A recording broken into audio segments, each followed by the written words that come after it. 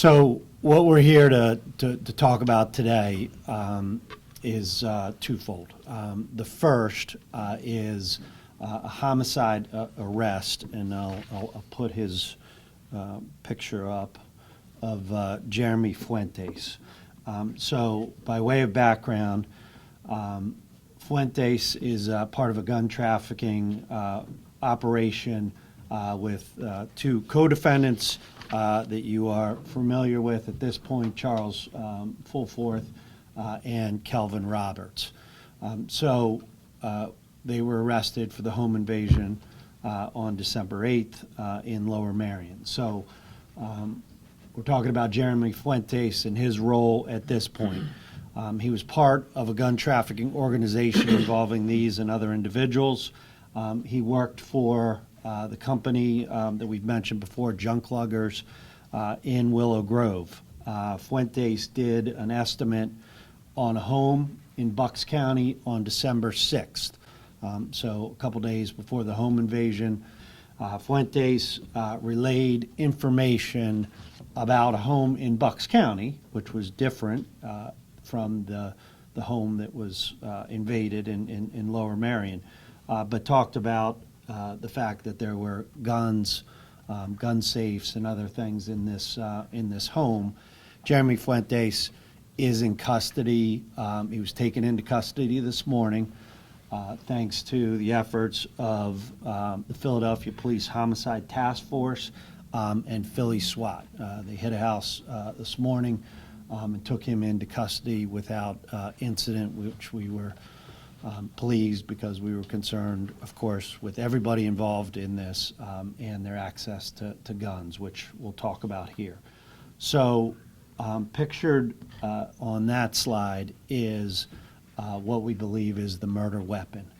That was found in Charles Fulforth's apartment in Jenkintown.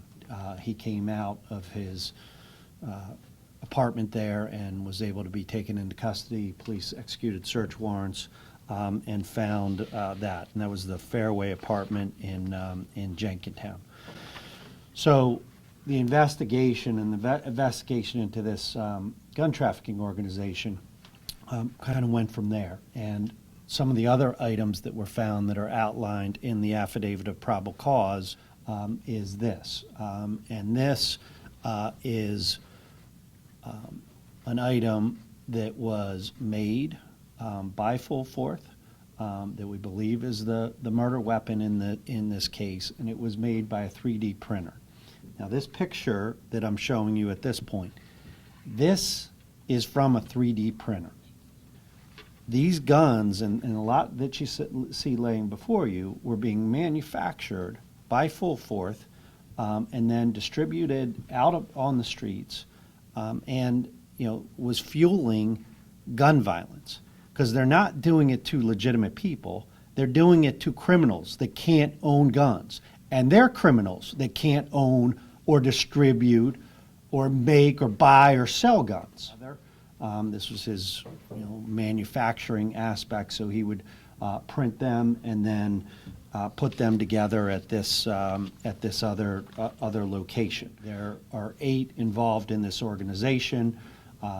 The 3 I've already mentioned in custody, and we also have Aaron Hiller, Jonathan Rodriguez, Francis Staton in custody. We're looking for 2 other individuals, Marcus Lee Jackson and Corey Simpson. So when we're talking about the guns themselves and those type of weapons, these are some of the weapons that are being made, and they're being made on the 3D printer and then put together with other items. Now, I want to talk about 2 of the other items that are a big part of this organization. So these are suppressors. All right. A suppressor, another word for that is a silencer. So these are being put on the guns so that they're not going to make noise when the criminals that they're being distributed to are putting them out or are using them.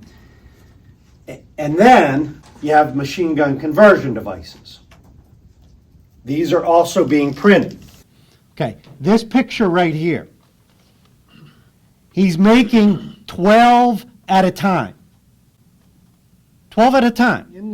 In the affidavit of probable cause, it outlines him talking about what's going on and how people really want these. And when he is selling the guns that he sold and put out on the street with these AK pistols and other things on them, or AR pistols, what he's doing is he's attaching the machine gun conversion devices, and they're being sold for $1,000 more if you can make it into a machine gun fully automatic. So some of the things that are being distributed here are silent machine guns, suppressors, the ghost gun that they've made and put together with a machine gun conversion device on it. And that's the danger, and that's the trafficking that was going on through this investigation.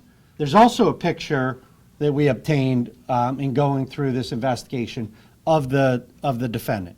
That's Charles Fulforth. And I point this one out because if you'll recall in the murder investigation, we learned that he was wearing a bulletproof vest. He's wearing a bulletproof vest in this photo, which is another part of the homicide case that we have before us. So this is a photo from the 3D printer. And that's the defendant, Charles Fulforth. It's a pretty good piece of evidence. Okay. We don't have a lot of these guns. They were put out on the street and distributed.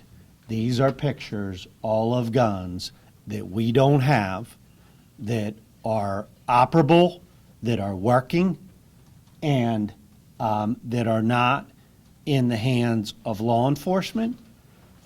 There's a lot of danger and a lot of gun violence that is going to come from this organization and what they have done here.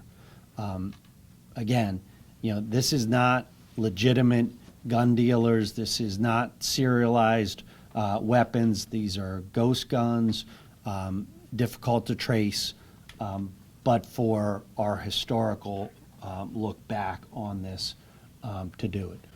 All right, so these are the individuals that are involved in the second part of this that we're outlining here today of the gun trafficking organization.